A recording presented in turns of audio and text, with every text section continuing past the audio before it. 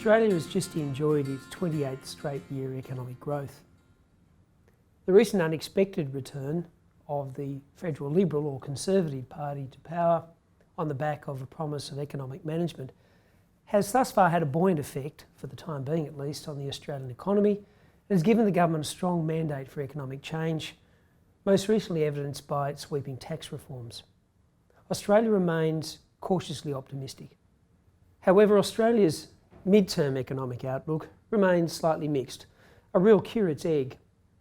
Some of the challenges the Australian economy faces include a mixed message in the Australian capital city real estate market, a real barometer of Australia's economic health. Poor real wages growth over the last few years and historically high household debt, and perhaps exacerbated by the recent reduction by the Reserve Bank of Australia over the last 4 months of the cash rate to a very low, historically 1%.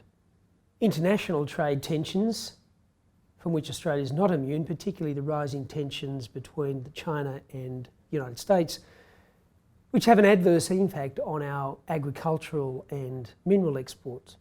And increasing regulation from more emboldened regulators in Australia, particularly in the more recent past in the financial services sector, the largest part of Australia's economy, but potentially into other areas and other sectors of the economy.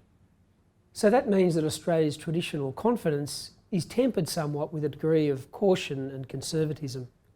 While the Australian economy dipped slightly in 2018, it has since improved in 2019, although those Reserve Bank interest rates hints at some degree of potential weakness.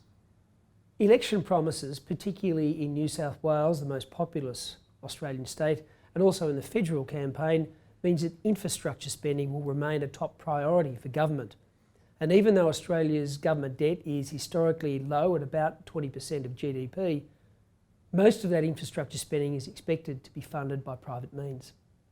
Australia remains one of the top 10 foreign inbound investment destinations globally. By the end of 2018, over $90 billion had been invested during that year, an increase over 40% from the year previous. The United States, at $36.5 billion, led other traditional inbound investors: China, the United Kingdom, Singapore, Canada, Hong Kong and Japan. Although some of the Chinese numbers are skewed somewhat because of the concentration in the domestic housing market.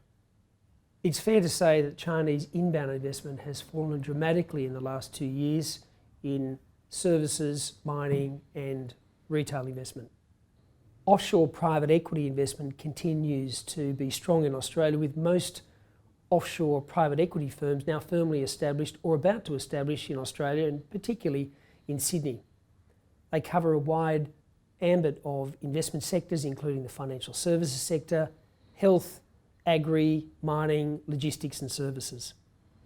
The Australian dollar continues to hover at around about the US 70 cents mark, a devaluation of about 7% from this time last year.